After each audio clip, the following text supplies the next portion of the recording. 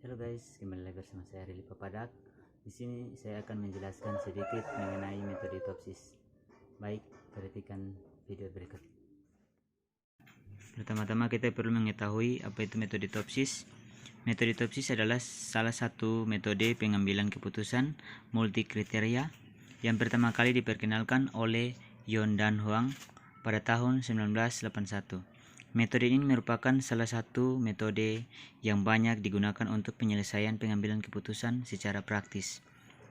Topsis memiliki konsep di mana alternatif yang terpilih merupakan alternatif terbaik yang memiliki jarak terpendek dari solusi ideal positif dan jarak terjauh dari solusi ideal negatif.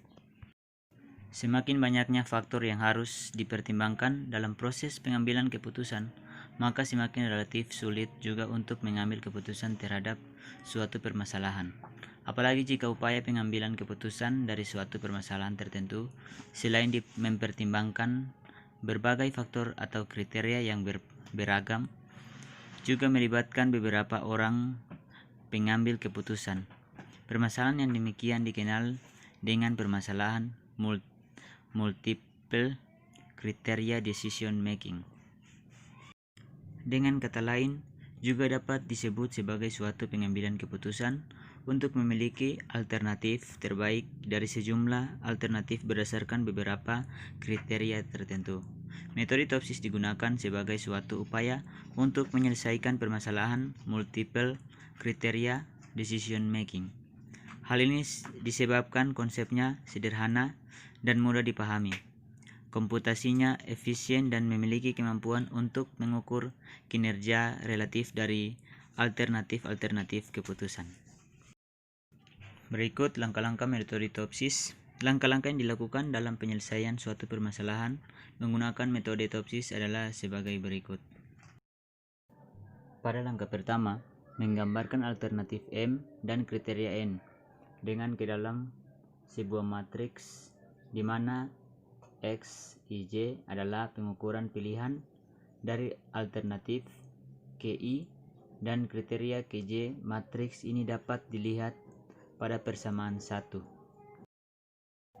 Pada langkah kedua, membuat matriks R, yaitu matriks keputusan ternormalisasi. Setiap normalisasi dari nilai Rij dapat dilakukan dengan perhitungan menggunakan persamaan 2.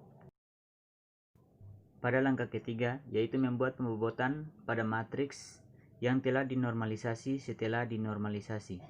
Setiap kolom pada matriks R dikalikan dengan bobot Wj untuk menghasilkan matriks pada persamaan 3. Pada langkah keempat, yaitu menentukan nilai solusi ideal positif dan solusi ideal negatif. Solusi ideal dinotasikan A+, sedangkan solusi ideal negatif dinotasikan A-. Persamaan untuk menentukan solusi ideal dapat dilihat pada persamaan 4. Pada langkah yang kelima, yaitu menghitung separation measure. Separation measure ini merupakan pengukuran jarak dari suatu alternatif ke solusi ideal positif dan solusi ideal negatif. Perhitungan solusi ideal positif dapat dilihat pada persamaan di gambar tersebut.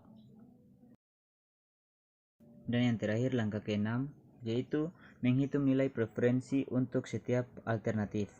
Untuk menentukan ranking tiap-tiap alternatif yang ada, maka perlu dihitung terlebih dahulu nilai preferensi dari tiap alternatif. Perhitungan nilai preferensi dapat dilihat melalui pada gambar yang ditampilkan. Setelah didapat nilai C+, CI+, maka alternatif dapat diranking berdasarkan urutan CI+. Dari hasil perankingan ini dapat dilihat alternatif terbaik, yaitu alternatif yang memiliki jarak terpendek dari solusi ideal dan berjarak sejauh dari solusi ideal negatif. Baiklah, mungkin sekian video dari saya. Terima kasih.